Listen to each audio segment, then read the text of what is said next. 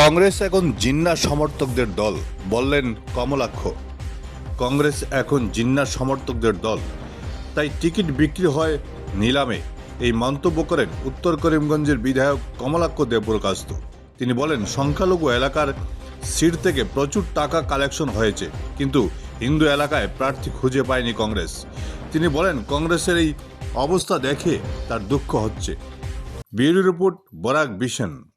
বর্তমান সময়ে কংগ্রেসের যে অবস্থা হয়েছে, সেখানে কয়েকজন হিন্দু নেতৃত্ব, সামান্য কয়েকজন হিন্দু নেতৃত্ব আছেন, এবং বাকি যে যারা আছেন, যারা ম্যাক্সিমাম হচ্ছে গিয়ে জিন্নার সমর্থক। তার জন্যই তো যা ইচ্ছা পরিবেশ। আজকে টিকিট থেকে জেলা পরিষদের জন্য এক রেট নয়, রেট হলে ভালো ছিল, যে না ফিক্সড প্রাইস। কংগ্রেসের টিকিটের জন্য টাকার দরকার, কংগ্রেসের টিকিট যদি পেতে হলে টাকা লাগবে, এপি মেম্বার হলে এত টাকা লাগবে, এত টাকা লাগবে।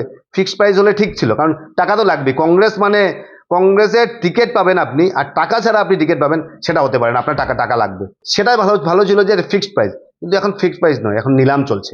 ধরুন আপনি টিকিট পাবেন, তিনজন ক্যান্ডিডেট আছে, একজন গিয়ে বললো যে আমি 10 লাখ টাকা দেবো, একজন বললো 12 লাখ, একজন বললো 14 লাখ। যে গিয়ে 15 লাখ বলবে তাকেই টিকিট দেওয়া হবে। আমি তো শুনেছি 25 লাখ অব্দি রেট উঠেছে, 22 লাখ দিয়ে টিকিট দেওয়া হয়েছে। আমি কংগ্রেসে ছিলাম, দৃঢ়তার সঙ্গে বলছি, টিকিট মানুষের ঘরে ঘরে দিয়েছি, সেটা আমাদের শিষ্টাচার ছিল। যখন দেখলাম কংগ্রেসের এই পরিবেশ, এই বাতাবরণ, সেই কংগ্রেসে থাকাটা আমি মনে করি একটা বিরাট বড় অন্যায় হবে। তাই আমার জীবনে অনেক অন্যায় করেছি এই দলে থেকে। শুধু কাছাড় নয়, হাইলাকান্দি এবং শ্রীভূমি, 3টা ডিস্ট্রিক্টে একই অবস্থা। ডিস্ট্রিক্ট প্রেসিডেন্ট কোথায় আছেন আমরা কেউ জানেন না। আলটিমেটলি হচ্ছে গিয়ে যে এই যে টিকিট দেওয়া হলো, আপনারা দেখবেন যে যতগুলো মাইনরিটি সিট আছে সেখানে ওনারা টাকা কালেকশন করছেন, যে 10 লাখ, 15 লাখ, 20 লাখ, 25 লাখ, যত বাড়াবার সম্ভব। উপরে তো একদম সিনিয়র মোস্ট নেতা বড়া সাহেব এখানে বসে আছেন। তো এখান থেকে কালেকশন হয়ে পার্টি অব্দি যায়।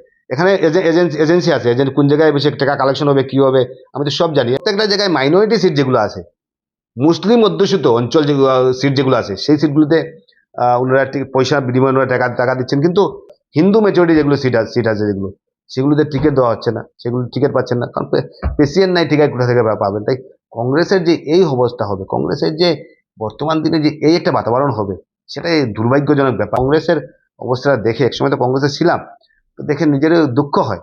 এই অবস্থা হওয়াটা উচিত ছিল না। আমি আগে বুঝতে পেরেছিলাম এই দলের অবস্থা ভয়ঙ্কর হবে, ভয়ঙ্কর থেকে আরো ভয়ঙ্কর অবস্থা হয়েছে, যে এখন প্রেসিডেন্ট নেই, ওয়ার্কার নেই, যা ইচ্ছা বলছে মানুষের, কংগ্রেস সম্বন্ধে যা ইচ্ছা বলছে। এই যদি পরিবেশ হয়, এই যদি বাতাবরণ হয়, তাহলে কংগ্রেসের তো গ্রহণযোগ্যতা নেই। আর বর্তমান দিনে তো একদম বিভীষিকাময় পরিবেশ কংগ্রেসের। কংগ্রেস নাম শুনলে কদিন পর মানুষ ঘৃণা করবে, এই অবস্থা হয়েছে কংগ্রেসের বর্তমান সময়ে।